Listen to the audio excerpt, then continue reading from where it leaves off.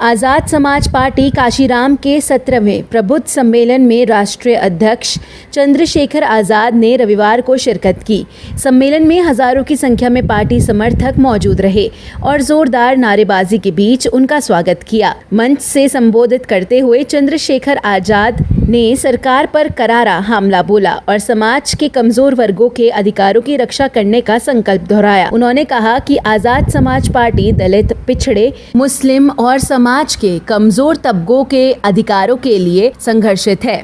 इन वर्गों को आरक्षण का लाभ समान रूप से मिलना चाहिए और किसी भी सूरत में उनके अधिकारों से समझौता नहीं किया जाएगा। उन्होंने सरकार पर आरोप लगाते हुए कहा कि सत्ता पक्ष उद्योगपतियों और साहूकारों को करोड़ों के भाव जमीन उपलब्ध करा रहा है, जबकि गरीबों के मकानों पर बुलडोजर चलाए जा रहे हैं। पुलिस प्रशासन की कार्यशैली पर सवाल उठाते हुए उन्होंने कहा कि जब सत्ता पक्ष के लोग जुलूस निकालते हैं तो पुलिस मूक दर्शक बनी रहती है, लेकिन जब दलित, पिछड़े या अल्पसंख्यक वर्ग की अपनी आवाज उठाते हैं तो यही पुलिस डंडे बरसाने से पीछे नहीं हटती। उन्होंने इसे लोकतंत्र और न्याय की आत्मा के खिलाफ बताया। आने वाले चुनावों को लेकर चंद्रशेखर आज़ाद ने समर्थकों से एकजुट होकर मैदान में उतरने का आह्वान किया। उन्होंने कहा कि सत्ता परिवर्तन केवल तभी संभव है जब समाज के दबे कुचले, गरीब और वंचित वर्ग एक साथ खड़े होकर अपनी ताकत दिखाएं। उन्होंने जातिगत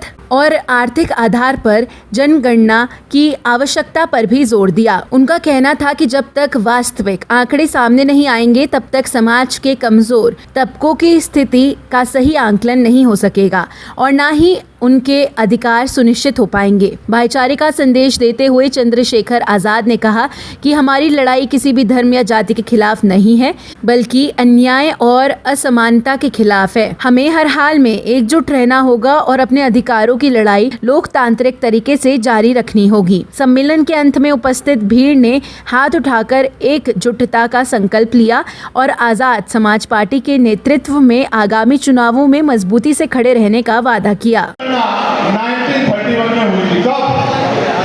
कब हुई थी? 1921 में। कब? जोर से बताओ कब? जोर से बताओ कब?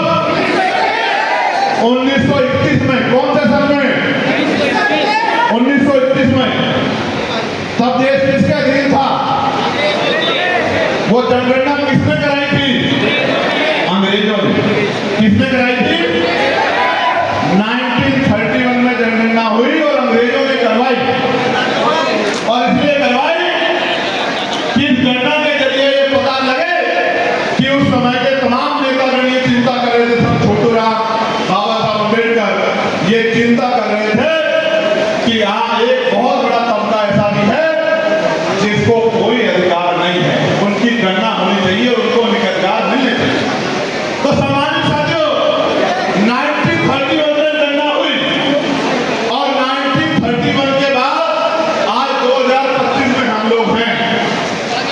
लगभग 95 साल बीत गए हैं।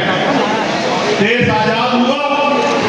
आजाद होने के बाद देश में तमाम तरह के बदलाव हुए, राजकाज बदला, कभी कोई प्राइम मिनिस्टर बना, कभी कोई बना, राज्य की सरकारें बनी, नीतियां बनी, लेकिन कभी किसी ने जानने का प्रयास नहीं करा कि देश में कमजोर वर्गों की आबादी क्या है।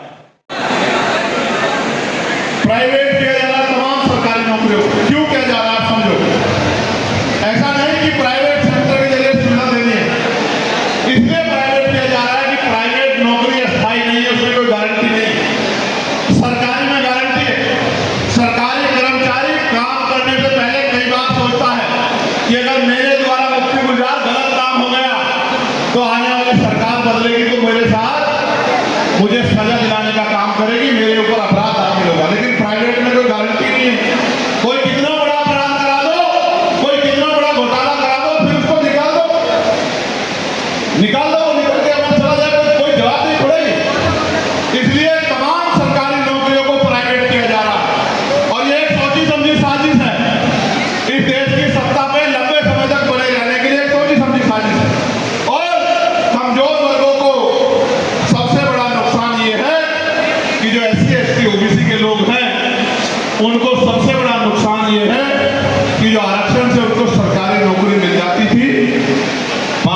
प्रजापति को, कश्यप को, सैनी को, मौर्य को, साक्य को, बिंद को, राजभर को, केवट को, मलाह को, जाट को, गुजर